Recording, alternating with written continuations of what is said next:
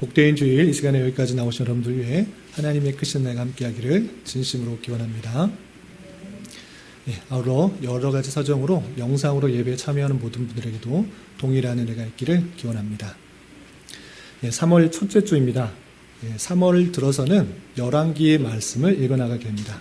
우리가 1월, 2월에는 사무엘상과 사무엘하를 읽었고, 그리고 3월과 4월에는 열왕기상과 열왕기하를 읽게 됩니다. 이렇게 이스라엘의 왕들이 어떻게 변천되었는지 그 내용을 통해서 우리가 늘 생각해야 되는 것은 사람의 잘한 것도 있고 못한 것도 있는데, 잘한 것들은 잘 교훈은 받고 잘 못한 것은 그대로 따라하는 것이 아니라 이렇게 하면 안 되겠다 생각을 하면서 수많은 왕들의 공과 사를 잘 받아들여서 우리의 삶으로 받아들여야 될 것입니다. 그리고 잊지 말아야 될 것은 무엇인가 라고 할 때, 수많은 왕들이 있지만 다윗이나 솔로몬 어떤 왕들도 완벽할 수 없다라는 것을 성경에서 보여주고 있는 것입니다. 인간 왕으로서 여전히 부족하고 죄가 많은 그런 사람이기 때문에 그 사람의 왕을 의지하는 것이 아니라 참된 왕으로 오실 자를 기대하도록 열왕기들이 쓰여져 있으니까 그 내용들을 염두에 두면서 읽어나가시길 부탁드립니다. 오늘 첫 번째로 열왕기상을 대하는 첫 주이기 때문에 간단하게만 개요를 살펴보고 오늘 본문 내용으로 들어가도록 하겠습니다. 열왕기 상하가 있는데 원래 이렇게 나뉘어져 있는 것이 아니고 사무엘 상하도 마찬가지고 열왕기 상하도 마찬가지로 함께 묶여져 있는 것입니다. 그런데 너무 두꺼우니까 우리가 편의를 위해서 상과 하로 이렇게 나뉘어지는 것입니다. 열왕기 상하 원래는 붙어져 있는 책인데 누가 기록했는가라고 했을 때 그 내용을 읽어서는 정확하게는 알 수 없습니다. 내가 썼다, 누가 썼다 이런 기록이 잘 드러나지 않기 때문에 누가 썼는지는 잘 알 수 없습니다. 그러나 유대 전승에 의해서 예레미야가 썼다라고 받아들여지기 때문에 여러 학자들은 예레미야가 썼을 것이다 라고 말하는데 정확하게는 알 수 없습니다. 그럼 언제 썼는가라고 할 때 이 열왕기 하가 그 들어있는 내용을 보면 솔로몬 왕 때부터 이스라엘의 마지막 왕, 그리고 포로에서 복귀되는 내용이 나오지 않고 마지막 왕까지 나옵니다. 그래서 처음부터 끝까지를 다 알고 쓴 것입니다. 그래서 포로 귀환 전에 어느 때쯤 썼을 것이다. 많은 학자가 동의하고 있습니다. 이걸만 염두에 두시면 되고, 그리고 이것을 쓴 목적이 무엇인가라고 할 때 나라의 번영, 이스라엘이 번영하는 것, 또 몰락하는 것, 그것은 어디에 핵심이 있는가라고 할 때 이 왕들이 하나님의 말씀을 온전히 순종하고 따르는가, 아니면 그렇지 않은가, 그거에 따라서 이 나라의 번영과 몰락이 좌우되는 것들을 잘 보여주고, 그리고 그 또한 역시 하나님의 통치하심과 섭리하심, 역사의 주인 되시는 그 하나님이 계시다라는 것들을 보여주는 것입니다. 그리고 아까 말씀드린 것처럼 수많은 왕들이 있지만 그 왕들조차 연약한 거고 부족한 것이고 참된 왕이 앞으로 올 것이다 라는 것들을 기대하게 해주게 되는 것입니다. 이런 사실들을 염두에 두고 오늘 말씀을 읽어보도록 하겠습니다. 오늘 말씀은 솔로몬이 다윗에 이어서 왕위로 오르고 국방력을 강화하고 또 조직을 강화하고 또 하나님께 제사를 드려서 지혜를 얻고 또 사람들을 잘 다스릴 수 있는 그런 마음들을 얻었습니다. 그리고 나서 무엇을 했는가라고 했을 때 성전을 지었습니다. 하나님께 제사를 드리는 것, 또 언약궤를 보관하는 그 성전을 지은 것입니다. 그 성전 짓는 얘기가 6장과 7장에 나오는데 6장 오늘 본문까지만 살펴보고 또 7장에서는 또 내일 그 내용들을 좀 살펴보도록 하겠습니다. 6장에서는 큰 그림 나옵니다. 외부 공사와 내부 공사, 그리고 7장에서는 솔로몬이 자기 궁을 짓는 것과 그리고 성전 안에 구성물들을 하나하나 만드는 그런 내용들이 나옵니다. 근데 오늘 6장 본문이니까 6장에서 솔로몬이 어떻게 성전을 지었는지 잘 살펴볼 수 있도록 하겠습니다. 우선 1절 성전 건축을 언제 시작했는지 우리 같이 1절 한번 읽어보도록 하겠습니다. 시작. 이스라엘 자손이 애굽 땅에서 나온 지 480년이요 솔로몬이 이스라엘 왕이 된 지 4년 10월 곧 둘째 달에 솔로몬이 여호와를 위하여 성전 건축하기를 시작하였더라. 이스라엘이 원래 애굽에 있었습니다. 그래서 애굽에서 나온 지, 출애굽한 지 대략적으로 480년이라는 긴 시간이 지난 것입니다. 그때 솔로몬이 왕이 되었고, 솔로몬이 왕이 온 지 4년 정도가 지난 것입니다. 4년 정도 지났을 때 성전을 건축하기 시작했다라고 역사적 사실을 분명하게 드러내고 있습니다. 그리고 나서 2절부터 10절까지는 성전을 어떻게 공사했는지, 성전의 크기가 어떠한지, 또 성전의 연패와 또 앞에는 어떻게 했는지 자세하게 설명하고 있습니다. 그래서 글로 쭉 읽어보면 물론 알 것 같은데 우리가 10번 듣는 것보다 한 번 보는 게 낫다고 제가 그래서 그림 자료를 준비했습니다. 그래서 요것을 딱 보시고 솔로몬 성전이 어떻게 됐다, 이것을 반드시 알아두시기 바라고, 이런 것들을 이제 한번 머릿속에 외워두면 따를 때 잘 안 잊어버릴 수 있으니까, 기회가 많지 않으니까 눈으로 잘 익혀두시기 바랍니다. 우리 성경을 읽어가면서 눈으로 또 함께 보면서 솔로몬 성전을 보도록 하겠습니다. 많은 성경학자들과 또 사람들이 솔로몬의 그 내용들을 보고 이렇게 실제로 만들어 보기도 하고 그려보기도 한 것입니다. 그래서 좋은 그림이 있어서 가져왔습니다. 이것이 솔로몬 성전의 예상도입니다. 이렇게 되어 있고 디지털로 되어 있어서 3D로 막 이렇게 다 되어 있는 그림이 있어서 가져왔습니다. 앞에서 볼 때도 이렇게 되어 있고, 이 문이 동쪽으로 향해 있고요. 이 끝에 쪽은 서쪽으로 향해 되어 있는 것입니다. 항상 성전과 성막은 그 방향으로 짓게 되어 있습니다. 이런 방식으로 되어 있는데 일일이 설명하면 너무 길어지니까 오늘 본문을 더 드러내는 방식으로 설명하겠습니다. 혹 나중에 기회가 되면 성막과 성전 어떤 식으로 되어 있는지, 뜻하는 것이 무엇인지 자세하게 설명할 수 있는 기회가 있을 때 자세하게 하도록 하겠습니다. 오늘 본문의 내용들을 좀 확인하는 것에 더 집중하도록 하겠습니다. 우선 2절을 한번 읽어보겠습니다. 6장 2절. 6장 2절 함께 읽겠습니다. 시작. 솔로몬 왕이 여호와를 위하여 건축한 성전은 길이가 60규빗이요 너비가 20규빗이요 높이가 30규빗이며. 예, 그림만 보면 또 안 되고 글만 보면 또 서로 연관이 안 되니까 글과 그림을 함께 보겠습니다. 눈으로 잘 익혀주시기 바랍니다. 물론 우선 여호와를 위해서 성전을 건축했는데 길이가 몇 규빗이라고 되어 있습니까? 예, 60규빗. 한 규빗이 몇 센치 정도 되는 것이죠? 예, 45cm. 이 규빗이라는 것은 성인 팔에 팔꿈치부터 손가락까지의 길이를 규빗이라고 하는 것입니다. 그래서 대략적으로 45cm입니다. 그래서 길이가 60규빗이다 환산하면 몇 미터 되는 것입니까? 예, 앞에 써 있습니다. 암산하셔도 되지만 27m 정도 되는 길입니다. 그래서 길이가 27m 정도 되고, 또 너비가 몇 규빗이죠? 20규빗. 20규빗을 환산하면 대략적으로 9m 정도 됩니다. 높이는 몇 정도 되어 있나? 30규빗으로 되어 있습니다. 그럼 높이는 대략 13.5m 되는 것입니다. 그래서 대략적인 크기를 이렇게 되는 것으로 지었다라고 되어 있습니다. 설명할 것들이 여기 여러 개 있지만 일단 넘어가겠습니다. 그리고 3절에서 보면 주랑이라는 것을 또 짓도록 되어 있습니다. 3절 한번 같이 읽어보겠습니다. 시작. 성전의 성소 앞 주랑의 길이는 성전의 너비와 같이 20규빗이요 그 너비는 성전 앞에서부터 10규빗이며. 예, 주랑이라는 것은 딴 것이 아니라 현관입니다. 현관. 그 성전으로 들어가기 전에 바로 밖에서 성전으로 바로 들어가지 않고 그 앞에 한 공간을 마련해 놓은 것입니다. 그래서 그걸 주랑이라고도 하고 낭실이라고도 표현합니다. 그런데 이 주랑, 오늘날로 바꾸면 현관이다 하시면 되겠습니다. 그래서 주랑의 길이는 얼마나 되느냐? 성전의 너비와 같이 20규빗이다 이렇게 되어 있습니다. 그래서 그 너비가 20규빗이고, 또 여기 표현이 잘못됐는데, 그러니까 이쪽 너비 들어가는 것은 성전과 똑같이 되어 있다 이렇게 되어 있는 것입니다. 그리고 길이, 여기서는 너비라고 되어 있는데 그 길이, 성전부터 나와 있는 그 거리가 10규빗입니다. 여기서 제가 성경하고 약간 다르게 표현했는데, 성전과 똑같은 크기로 나와 있다가 그리고 길이는 성전에서부터 10규빗 나와 있는 것입니다. 그래서 그림의 표현에 의하면 너비가 9m, 길이는 4.5m 나와 있는 그런 주랑이라는 현관이 있는 것입니다. 그래서 그 사각형 안에 앞에 주랑이 붙어 있다 이렇게 되면 되고, 그리고 여기에서는 높이가 나와 있나요? 안 나와 있나요?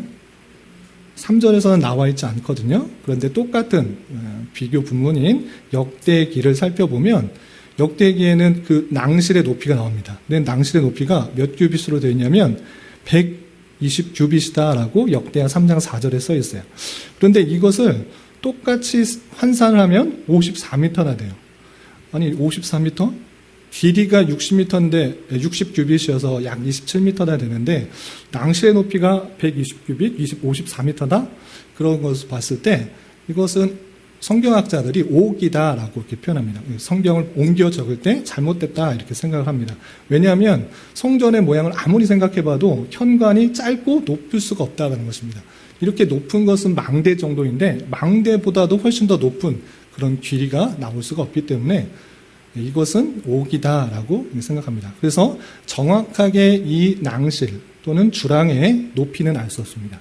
어떤 성경학자는 똑같이 그 성소하고 맞춰서 30규빗 정도 되지 않았을까라고 생각하는 사람도 있고, 또 어떤 분은 지성소, 내실의 크기와 똑같이 20규빗 정도 되지 않을까라고 말하는 사람이 있습니다. 그러나 성경에서 정확하게 드러나지 않았기 때문에 상상에 맡기는 것입니다. 그래서 높이는 정확하게는 알 수 없습니다.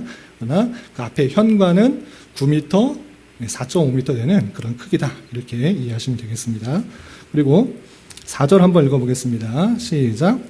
성전을 위하여 창틀 있는 붙박이 창문을 내고, 성전에 다 막혀 있으면 아무것도 보이지 않는, 물론 촛불이 있겠긴 하지만 그것을 다 확인할 수 없기 때문에 창문을 만들라 이렇게 했습니다. 그래서 창문을 만드는데 어떻게 만드냐라고 할 때 창틀이 있는 붙박이 창문을 내라라고 했습니다.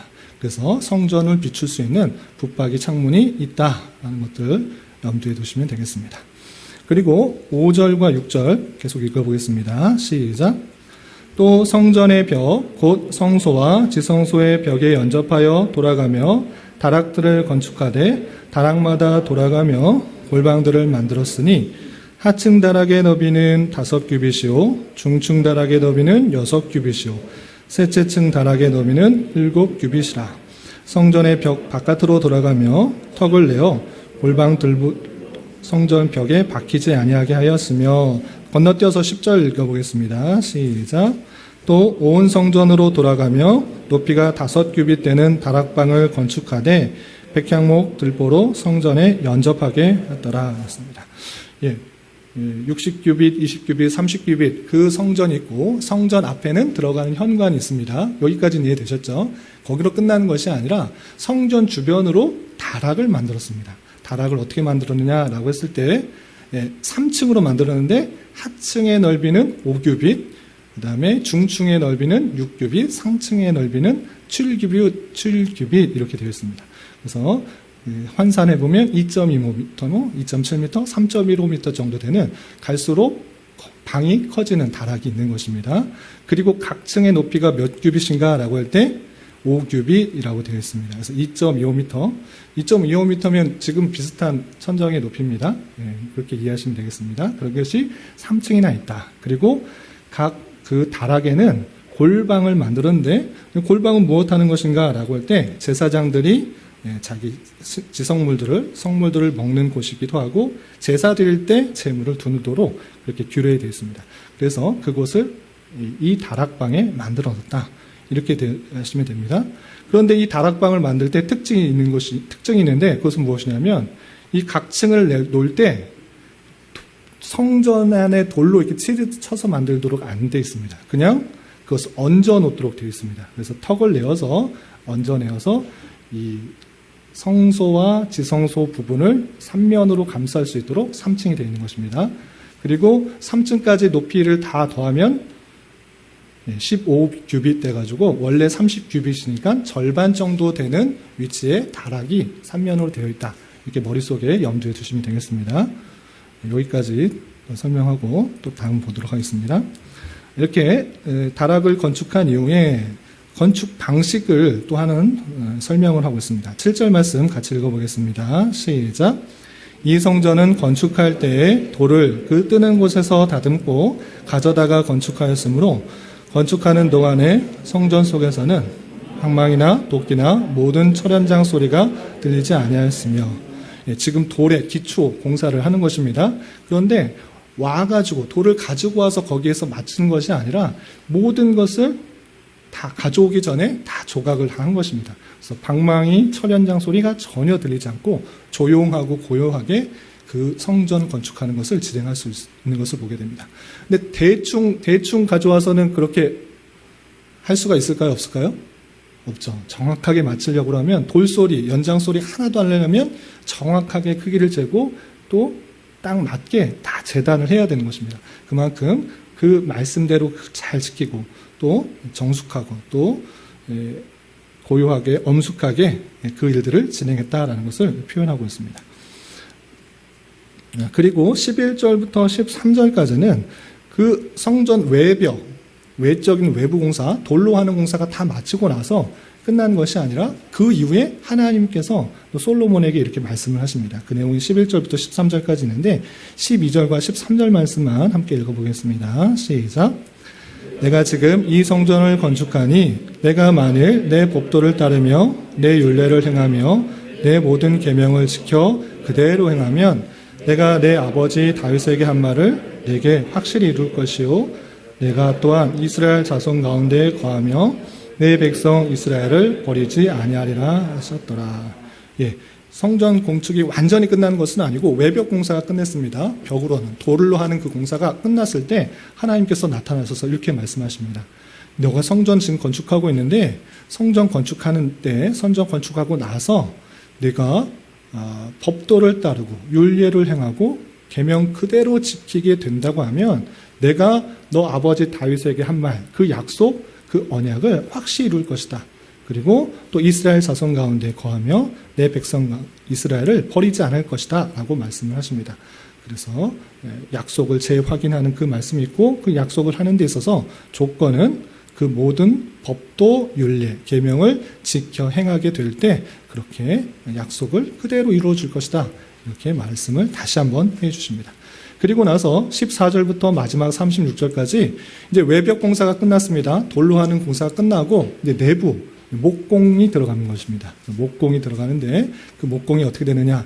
15절에는 성전 안벽, 또 지성소, 그 다음에 외소, 두 그룹, 내외소, 사면벽 이렇게 쭉 설명되고 있는데 이것도 마찬가지로 그림을 보면서 또 성경 구절을 읽어가면서 그림을 보면서 설명하도록 하겠습니다. 우선 15절과 21절에 솔로몬 성전의 안벽을 이렇게 만들어냈다 되어 있는데 우리 15절 말씀 먼저 읽어보겠습니다. 시작. 백향목 널판으로 성전의 안벽, 그 성전 마루에서 천장까지 벽에 입히고 또 잣나무 널판으로 성전 마루를 놓고 건너뛰어서 21절 솔로몬이 정금으로 외소 안에 입히고 내소 앞에 금사슬로 건너 지르고 내소를 금으로 입히고 예, 좀 건너뛰었는데 15절에 우선 그 성전 안에 어떻게 목조 공사를 하는지 설명하고 있습니다. 안쪽 벽, 천장부터 옆에 벽은 다 무슨 나무로 만든다고 되어 있습니까? 예, 백향목 널판으로 다 만드는 것입니다. 그리고 마루는 바닥은 무엇으로 합니까? 잣나무 널판으로 성전 마루를 까는 것입니다. 그래서 목조 공사를 다 이렇게 하고 그리고 그냥 그것에 끝나는 것이 아니라 다 무엇으로 입혔습니까? 예, 금으로 다 입혔다. 그래서 그 안쪽 겉에 보기에는 다 돌인데 안에 보기에는 다 금으로 덮여 있는 것입니다. 모든 것이 금으로 덮여 있다라는 것을 알 수가 있고요.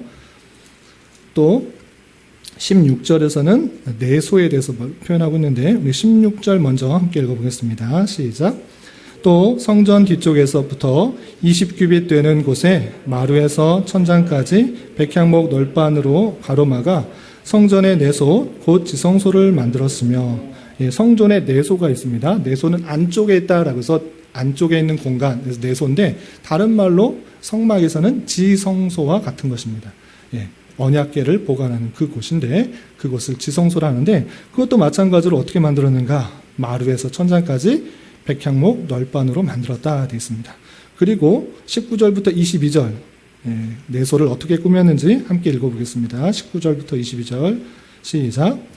여호와의 언약궤를 두기 위하여 성전 안에 내소를 만연하였는데 그 내소 안에 길이가 20규빗이요 너비가 20규빗이요 높이가 20규빗이라 정금으로 입혔고 백향목 제단에도 입혔더라.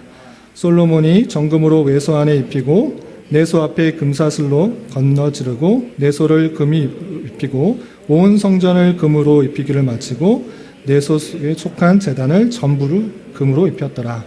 예, 외소뿐만 아니라 내소도 다 금으로 입혔다가 됐습니다. 근데 내소의 구체적인 규격과 또 재료를 표현하고 있습니다. 우선 재료는 그 돌을 안쪽으로 감쌀 때 어떤 나무를 썼습니까? 예, 백향목, 마루에서 천장까지 똑같이 백향목으로 널판으로 다 가렸던 것입니다. 그리고 거기를 금으로 다 썼습니다. 그리고 그 규격이 나왔습니다. 높이, 너비, 길이가 다 몇 규빗입니까?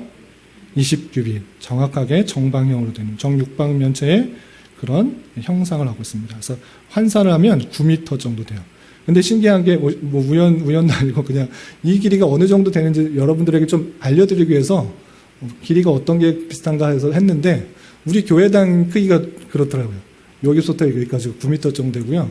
여기서부터 요 앞에 요만큼까지가 9m 되더라고요. 그래서 크기가 지성소, 내소의 크기가 이 정도 되는구나 이렇게 생각하시면 되겠습니다. 높이는 2.2m가 아니라 똑같이 9m 되는 정육방면체의 금으로 되어 있는 부분이다. 이렇게 염두에 두시면 되겠습니다. 그리고 거기서 끝나는 것이 아니라 외소도 표현하고 있는데 외소는 성소와 지성소 할 때 성소 부분인데 이 규격도 17절, 18절에 이렇게 표현하고 있습니다. 17절, 18절 함께 읽겠습니다. 시작. 내소 앞에 있는 외소 곧 성소의 길이가 40규빗이며 성전 안에 입힌 백향목에는 박과 핀 꽃을 아로 새겼고 모두 백향목이라 돌이라 보이지 않았으며 예, 내소 앞에 있는 것은 외소, 바깥쪽에 있는 곳이라 해서 외소라고 하고 그 규격도 길이가 40규빗, 높이가 30규빗, 너비가 20규빗을 해서 그 크기를 정확하게 나타나고 있습니다. 그리고 문양을 새긴 백향목으로 감싸서 돌이 하나도 보이지 않게 널판으로 다 감쌌다라고 했습니다. 그리고 아까 21절, 22절 읽은 것처럼 거기 안에도 다 금으로 싸가지고 밖에서는 돌이 보이지만 안에서는 전체가 다 금으로 되어 있는 그 모습이 성전 내부의 모습인 것입니다. 그리고 내소 안에 어떤 것을 두었느냐, 지성소 안에 어떤 것을 두었느냐, 23절부터 28절까지 있는데 그냥 빨리 한번 읽어보겠습니다. 시작. 내소 안에 감람나무로 두 그룹을 만들었는데 그 높이가 각각 10규빗이라 한쪽 그룹의 이쪽 날개도 5규빗이요 저쪽 날개도 5규빗이니 이쪽 날개 끝으로부터 저쪽 날개 끝까지 10규빗이며 다른 그룹도 10규빗이니 두 그룹은 같은 크기와 같은 모양이요 이 그룹의 높이가 10규빗이요 저 그룹도 같았더라. 솔로몬이 내소 가운데 그룹을 두었으니 그룹들의 날개가 퍼져 있는데 이쪽 그룹의 날개는 이쪽 벽에 닿았고 저쪽 그룹의 날개는 저쪽 벽에 닿았으며 두 날개는 성전의 중앙에서 서로 닿았더라. 그가 금으로 그룹을 입혔더라. 예, 지성소 안에 어떤 것이 있느냐? 그룹이 있습니다. 그래서 그룹이 한글로 그룹 또는 영어로 그룹이 아니고 히브리어 체루빔을 한글로 표현할 때 그냥 그룹이라고 표현하는 것입니다. 체루빔은 천사의 한 종류, 한 부류를 체루빔이라고 합니다. 그것을 그냥 한글로 번역했을 때 그룹이라고 하는 것입니다. 그룹이 두 개가 있습니다. 그런데 각각의 똑같이 생긴 그 그룹입니다. 그런데 높이가 10규빗, 그리고 날개가 5규빗, 5규빗에서 10규빗이 되는 것입니다. 그리고 이쪽부터 이쪽까지가 총 20규빗이었기 때문에 날개가 한쪽 끝에서 다른 쪽 중앙에 이르고 또 날개끼리 만나게 되고 또 다른 쪽은 또 다른 쪽 벽에 만나도록 꽉 차도록 그렇게 되어 있습니다. 이해되시죠? 그리고 이 그룹도 감람나무로 만들었지만 그 겉을 다 금으로 입혔다라고 되어 있습니다. 그리고 외소 안의 모습이 29절부터 32절까지 되어 있는데 같이 한번 읽어보겠습니다. 29절 시작. 내 외소 사방 벽에는 모두 그룹들과 종려와 핀꽃 형상을 아로새겼고 내외 성전 마루에는 금으로 입혔으며 내소에 들어가는 곳에는 감람나무로 문을 만들었는데 그 문인방과 문설주는 벽을 5분의 1이요 감람나무에 만든 그 두 문짝에 그룹과 종려와 핀꽃을 아로새기고 금으로 입히되 곧 그룹들과 종류의 금으로 입혔더라. 예, 외소 안의 모습들을 쭉 설명하고 있습니다. 금으로 다 덮였잖아요. 금으로 덮여고 민문이라는 것이 아니라 거기에 여러 가지 아름다운 것들을 그려 넣었습니다. 무엇을 그렸냐? 박과 핀꽃, 종려나무, 또 그룹이라는 아까 천사의 이름이라 했습니다. 그것들을 그려놨는데 이거 왜 그려놨느냐라고 할 때 그것이 기쁨과 평안, 영광 뜻하는 것이고 그만큼 아름답고 거룩하고 좋은 것이라는 것들을 뜻하도록 이렇게 그려놨다라는 것입니다. 이걸 좀 자세하게 좀 키워놓은 부분이고요.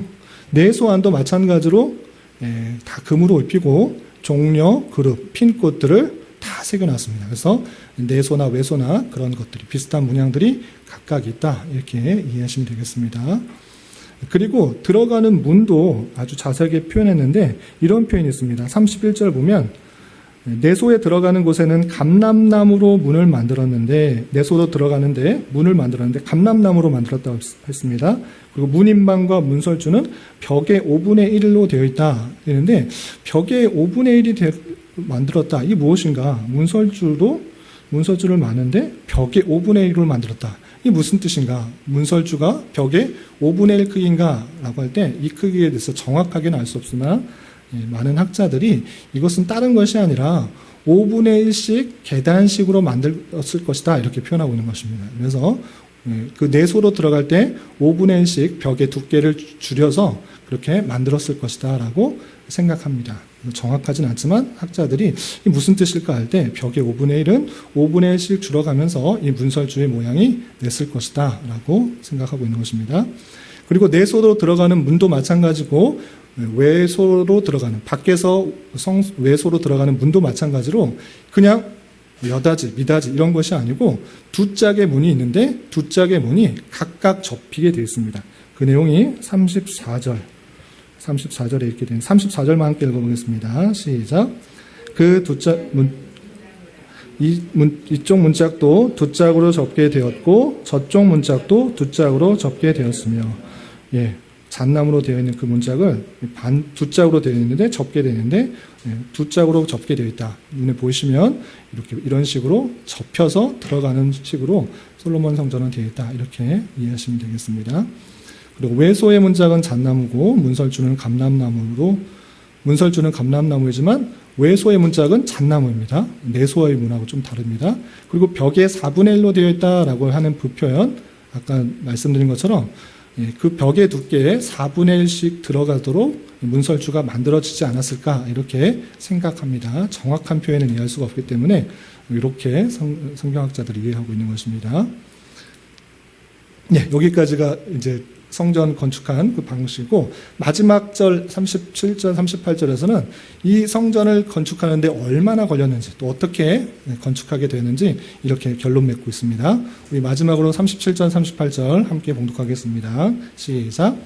넷째 12월에 여호와의 성전 기초를 쌓았고 11째 헤브롤 곧 8째 달에 그 설계와 식양대로 성전 건축이 다 끝났으니 솔로몬이 7년 동안 성전을 건축하였더라 라고 하면서 정확하게는 7년 6개월입니다. 그냥 7년 동안 이렇게 써 있는데 정확하게 따져보면 7년 6개월 동안 성전 건축을 했고 그 건축하는 방식에 있어서는 설계와 식양대로 그냥 내 뜻대로 한 것이 아니라 주신 설계가 있고 그 설계대로 그대로 성전 건축을 했다라고 표현하고 마치고 있습니다.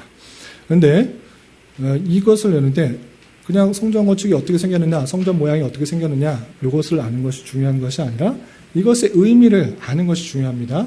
물론 머릿속에 솔로몬의 성전이 어떻게 건축되어 있는지 볼 수 있지만 그것을 의미하는 것이 중요한 것입니다. 솔로몬이 성전 건축하는 것의 의미가 무엇인가를 잘 알아야 되는데 그것은 솔로몬이 정말 아름답게 멋있게 성전을 건축했다 이걸 말하고자 하는 것도 아닙니다. 또는 많은 사람들 들여서 공들여서 열심히 성전을 만들었다. 이것을 말하는 것도 아닙니다. 이것은 무엇을 말하려고 하는 것이냐면 다윗에게 허락하였던 그 약속이 이루어지고 있다라는 것들을 강조하는 것입니다. 그렇다면 다윗에게 허락하신 그 언약이 무엇입니까? 약속이 무엇입니까? 다윗은 스스로 성전을 짓고 싶었습니다. 하나님께서 우리와 함께 하시다라는 그 뜻을 담고 있는 그리고 그곳에서 제사를 통해서 우리의 죄가 씻겨진다는 것을 뜻하는 그 성막 대신 성전을 짓고 싶었습니다. 그런데 그렇게 하신 것이 아니고 너는 많은 전쟁을 치렀기 때문에 너를 통해서는 성전을 지을 수 없다. 너의 자손을 통해서 성전이 지어지게 될 것이고 그를 통하여서 영원한 하나님의 나라가 완성될 것이다 라고 다윗에게 약속했던 것입니다. 그런데 그 다윗에게 허락한 언약이, 다윗에게 약속한 그 내용이 지금 이루어지고 있다는 것들을 보여주는 것이 중요합니다. 하나님께서 약속하셨는데 그 공수표 남발하는 것 아닙니까? 진짜 이루어지는 것입니까? 그럴 수 있는데 그러지 않고 다윗의 아들인 솔로몬을 통해서 그 약속이 이루어지고 있다는 것을 확인해 시켜주는 것이 성전의 건축이라는 것입니다. 그래서 정말 중요한 것은 하나님의 언약이 실제로 이루어지고 있다는 것들을 보여주고 있다. 이 사실들을 기억하는 것입니다. 하나님께서 약속하신 것이 실현되는 역사가 성전 건축이고 이 성전 건축이 끝이 아니라 참된 성전이 무엇인지를 성경에서는 알려주고 있다는 것입니다. 그것은 성전은 다름 아니라 돌로 만든 또 아름답게 금으로 만든 그 자체가 진짜 성전이 아니라 예수님께서 성전이다라고 그걸 보여주고 있는 것입니다. 앞으로 올 성전, 그 성전을 통하여서 하나님께로 나아갈 수가 있고 또 내 죄가 세워질 수 있다는 것들을 보여주기 위한 하나의 도구였던 것입니다. 그래서 예수님께서도 요한복음 2장 21절에 성전은 나다. 성전 너희들이 무너뜨려봐라. 난 3일 만에 다시 세울 수 있다. 라고 자신을 가리켜 성전이다. 라고 표현하고 있는 것입니다. 그래서 눈에 보이는 어떠한 성전 그 자체가 중요한 것이 아니라 또 성전의 참된 의미로 계시는 예수 그리스도를 깨닫는 그것이 중요한 것입니다. 성전이 가지고 있는 참된 의미는 주님께서 우리와 함께 계시다는 것이고 또 오직 대속의 은혜를 통해서 주님께 나아갈 수 있다는 것을 보여주는 것입니다. 그리고 그것은 궁극적으로 예수 그리스도를 예표할 수 있도록 생각하는 것입니다.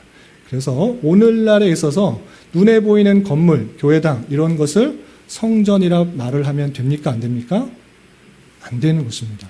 성전은 그 자체가 예수님을 생각할 수 있도록 계속적으로 보여주는 것입니다.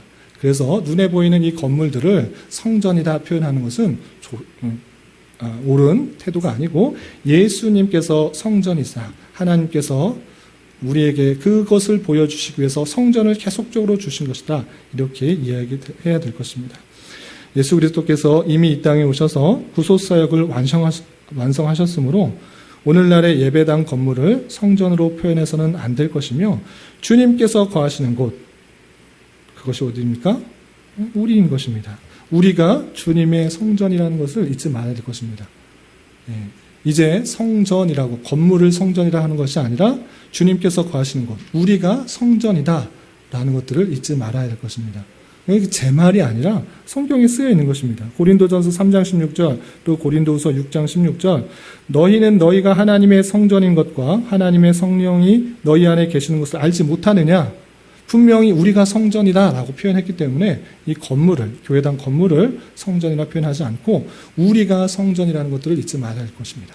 그렇기 때문에 정말 주님께서 내 안에 계시는가 그것들을 잘 살펴보고 주님께서 거하실 만한 처소로 우리가 잘 거룩하고 정결하게 또 나아갈 수 있기를 힘써야 되는 것입니다. 그리고 두 번째는 성전 건축하는 중 솔로몬에게 임하셨던 하나님의 말씀이 무엇인지 잘 생각해 보시기 바랍니다. 성전을 건축하는 데 있어서 다 건축한 것도 아니고 중간에 하나님께서 솔로몬에게 나타나셔서 이 말씀을 하셨습니다. 어떤 말씀을 하셨습니까? 너가 만일 내 법도를 따르고 윤리를 행하여 내 모든 계명을 지켜 그대로 행할 때에 다윗에게 한 말, 그 약속, 그것을 이루어 줄 것이다 이렇게 표현하고 있습니다. 근데 왜 이 말씀을 하셨는지를 잘 아는 것이 중요합니다. 그것은 성전 건축했다고 그 나머지 복들이 자연적으로 따라오지 않는다라는 것입니다. 성전 건축했으니까 이제 내 통치가 영원할 것이고 많은 복들이 있을 것이다. 이렇게 생각하신 것은 착각이라는 것입니다. 성전을 건축했을지라도 하나님을 온전히 따르고 하나님 말씀을 순종하는 것 그것이 중요하다. 그렇게 할 때 그 모든 언약이 이루어지는 것이다. 성전 건축은 하나의 중요한 수단일 뿐이다. 하나님께 섬기고 하나님께 나아가기 위한 아주 중요한 수단일 뿐이지 그것을 했다고 모든 것이 완성되는 것이 아니다라는 것들을 알려주는 것입니다. 오늘날에는 어떻게 적용할 수 있습니까? 난 기독교인이고 난 주일에 예배 드린다. 나 주일 예배 참석했다. 나 주일 예배 봉사했다. 그것 했기 때문에 내 삶이 온전히 평안롭다. 하나님 말씀대로 다 순종한 것이다. 아니라는 것입니다.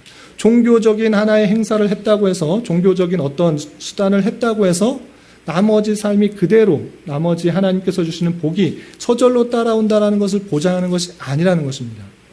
예배 나오는 것 아주 중요한 수단입니다. 하나님께서 원하시는 그런 모습입니다.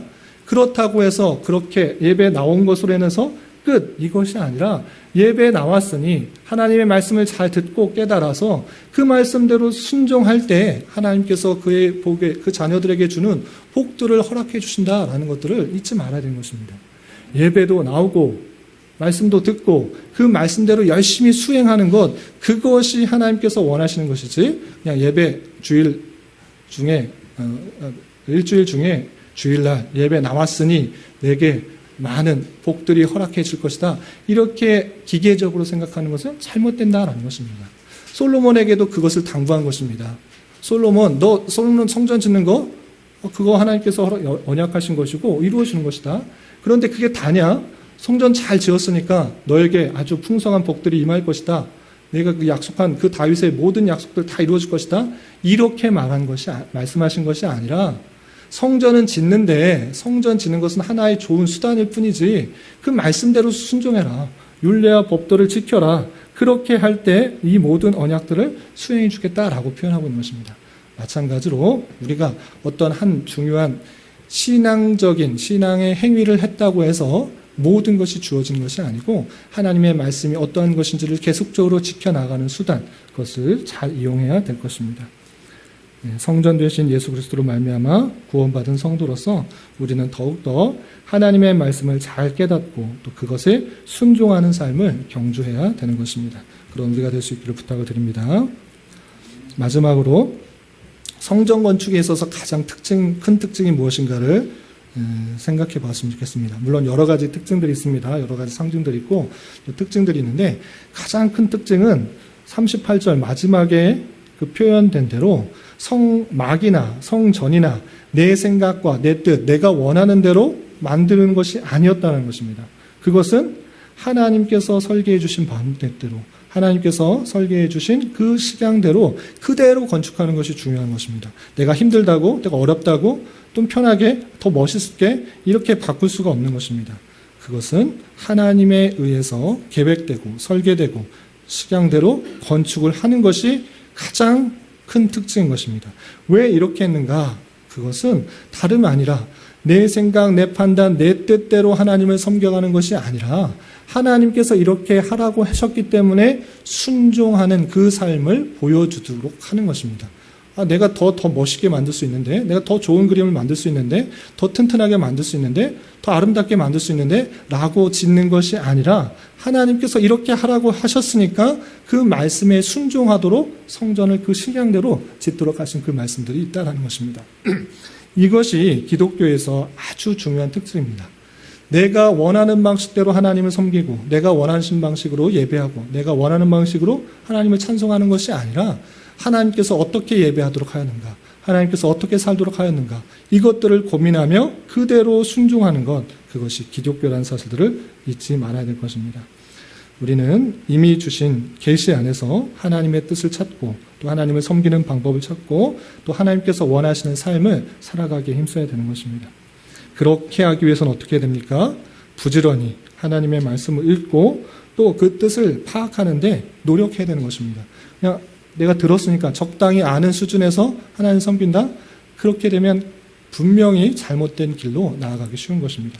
그런 방식이 아니라 부지런히 하나님 말씀을 읽고 배우고 또 생각하고 열심히 노력해야지 하나님의 그 뜻을 잘 알 수가 있고 그 뜻대로 살아갈 수가 있는 것입니다.